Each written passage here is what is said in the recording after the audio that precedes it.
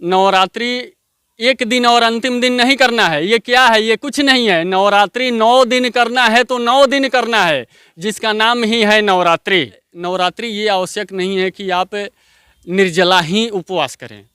आप अल्पाहार कर सकते हैं, फल फलाहार कर सकते हैं। कहा गया है कि भाव का भूखा हूँ मैं, बस भाव मेरी सार है। भाव से जो मुझको भजे तो भाव से बेड़ा पार है। देवी देवता भाव के भूखे होते हैं, बस आपकी भावना सच्ची होनी चाहिए। कि आप लोग देवी देवता की पूजा करें या नहीं करें कोई बात नहीं है, लेकिन उस माँ की पूजा आप लोग अवश्य करें, उस बाप की पूजा आप लोग अवश्य करें जो माँ आप लोगों को 9 महीना अपने गर्भ में, अपने कोख में पाल के इतना बड़ा की है। कहा गया है कि सूखी उम्मीदों की कोई डाली नहीं होती, खाली खेत की रखवाली नहीं होती। जो झुक जाए एक बार माँ बाप के चरणों में, उसकी झोली कभी खाली नहीं होती। जानते हैं क्यों? क्योंकि भगवान के दरबार में आप जैसा कर्म करेंगे ना वैसा ही फल मिलेगा। माँ का पालकी पे आना तो शुभ संकेत नहीं है। शुभ संकेत नहीं है जी नहीं। कैसे? तो एक मंत्र आता है, सर्वा बाधा विनिर्मुक्तो धन धान्य सुतान्वितः मनुष्यो मत प्रसादेन भविष्यति न संशयः। इस मंत्र का जप कर सकते हैं। इस मंत्र के द्वारा किसी ब्राह्मण को बुला करके संपुट पाठ कर सकते हैं, करवा सकते हैं। माँ के दरबार में, भगवान के दरबार में देर होता है लेकिन अंधेर नहीं होता है। और देवी देवताओं के शरण में इंसान कब जाता है पता है आपको?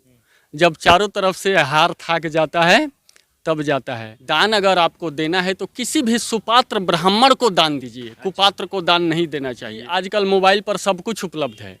उसके अनुसार आप पूजन अर्चन कर सकते हैं। अपना मोबाइल से पूजा पाठ कर सकते हैं, वीडियो देख बिल्कुल कर सकते हैं। सही रहता है, बिल्कुल सही है। दोस्तों हमारे बगल में आचार्य संतोष महाराज जी बैठे हैं और इनसे जानेंगे शारदीय नवरात्र कब से शुरू हो रहा है। महाराज जी आपका बहुत बहुत स्वागत है। आपका भी बहुत बहुत धन्यवाद और आपके दर्शकों को भी कोटि कोटि धन्यवाद और साधुवाद। अच्छा महाराज जी, शारदीय नवरात्र कब से शुरू हो रहा है? इस वर्ष शारदीय नवरात्र के शुभारंभ 3 अक्टूबर 2024 रोज गुरुवार से हो रहा है। अच्छा, दुर्गा माँ किस सवारी पर सवार होकर आ रही है? देखिए, नवरात्रि का शुभारंभ जब गुरुवार से होता है तो उस समय माँ का आगमन डोली यानी पालकी पे होता है। अच्छा, डोली पर आ रही है माँ जी, पालकी पर। जी। अच्छा, अशुभ है कि शुभ है? नहीं, माँ पालकी पर आना, माँ का पालकी पे आना तो शुभ संकेत नहीं है। शुभ संकेत नहीं है? जी नहीं। कैसे? नहीं, क्योंकि माँ का जब आगमन पालकी पे होता है ना तो उस समय आम जनमानस और राजनैतिक उथल पुथल, दंगा फसाद, मतलब स्पष्ट लिखा हुआ है, गुरौ शुक्रम डोलायाम च मरणम ध्रुवम। ठीक है ना, बहुत कुछ हो सकता है। अच्छा, इसका तोड़ क्या है?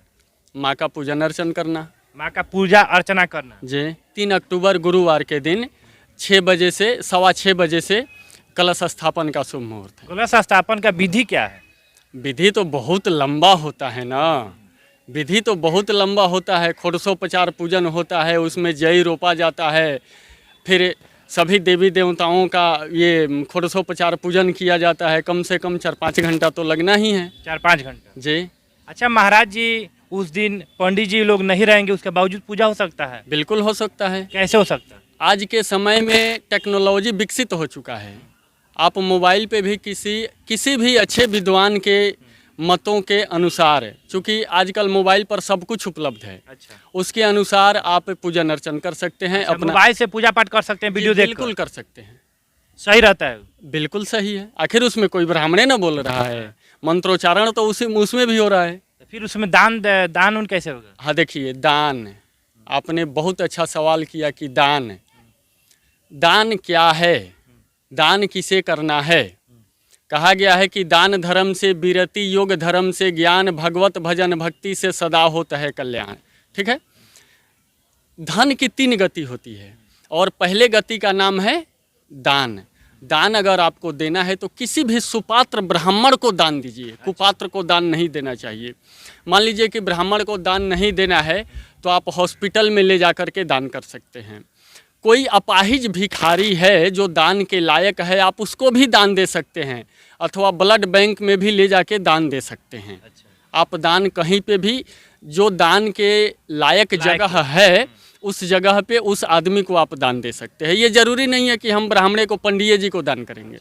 महाराज जी, शारदीय नवरात्र में किस मंत्र का उच्चारण करें जिससे लोगों को फायदा हो? देखिए, दुर्गा सप्तशती में 700 श्लोक है। कितना? 700। 700 श्लोक है। तो सब श्लोक की अलग अलग महत्ता है। सब श्लोक की अलग अलग महत्ता है, लेकिन उसमें एक मंत्र आता है कि जिसको धन की कमी है, संतान की कमी है या अन्य प्रकार के समस्याओं से, विघ्न बाधाओं से घिरा हुआ है, तो एक मंत्र आता है, सर्वा बाधा विनिर्मुक्तो धन धान्य सुतान्वितः मनुष्यो मत प्रसादेन भविष्यति न संशयः। इस मंत्र का जप कर सकते हैं। इस मंत्र के द्वारा किसी ब्राह्मण को बुला करके संपुट पाठ कर सकते हैं, करवा सकते हैं। इससे फायदा होगा। फायदा, माँ का पूजन करना है और फायदा आप खोज रहे हैं? फायदा नहीं होगा तो क्या होगा? दिल से होता है, जी, दिल से पूजा करने पर होता है। चूँकि कहा गया है कि भाव का भूखा हूँ मैं, बस भाव मेरी सार है, भाव से जो मुझको भजे तो भाव से बेड़ा पार है। देवी देवता भाव के भूखे होते हैं, बस आपकी भावना सच्ची होनी चाहिए। जी। अच्छा महाराज जी, बहुत सारे लोग पूजा करते हैं, नवरात्रि करते हैं, पहला दिन भूखते हैं और लास्ट दिन भूखते हैं, उससे फायदा होता है? ये देखिए, ये कहीं किसी धर्म शास्त्र में, वेद शास्त्र में नहीं लिखा हुआ है। इसका नाम ही है नवरात्रि। तो हम एक दिन और अंतिम दिन ही क्या है?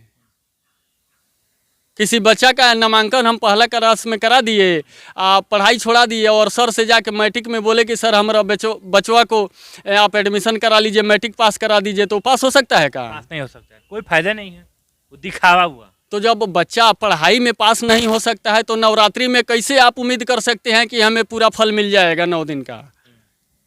9 दिन भी भूखना पड़ेगा। जी, भूखना पड़ेगा, भूखना पड़ेगा। देखिए, आप नवरात्रि ये आवश्यक नहीं है कि आप निर्जला ही उपवास करें।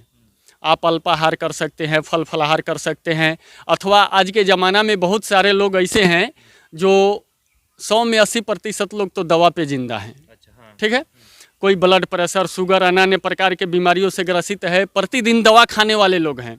तो वो लोग बिना लहसुन प्याज का सब्जी शुद्ध देसी घी में बना करके दाल रोटी सब्जी, दूध रोटी सब्जी भी ग्रहण करके नवरात्रि कर सकते हैं, कोई दिक्कत नहीं है जी। संपूर्ण उत्तम फल मिलेगा, ऐसा नहीं है कि फल कम मिलेगा जी। नहीं। अच्छा महाराज जी, दशहरा में महामंत्र कौन सा होता है?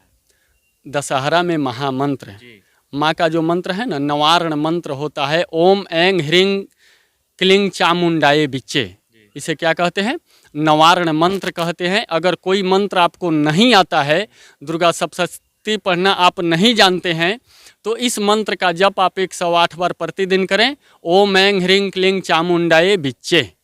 जी। महाराज जी, इस नवरात्रि में लोग क्या स्पेशल करें माँ के लिए, दुर्गा माँ के लिए? देखिए, स्पेशल भगवान के लिए, देवी देवताओं के लिए कुछ नहीं होता है। जैसे मेरे पूर्वज करते आए हैं ना, बस उसी का निर्वहन हमें करना है। स्पेशल के चक्कर में बिगड़ जाता है मामला, बिगड़ जाता है जी। तो जैसे हम करते आ रहे हैं वैसे ही करना है, जैसे हमारे धर्म शास्त्रों में बताया गया है उसी के आधार पे करना है।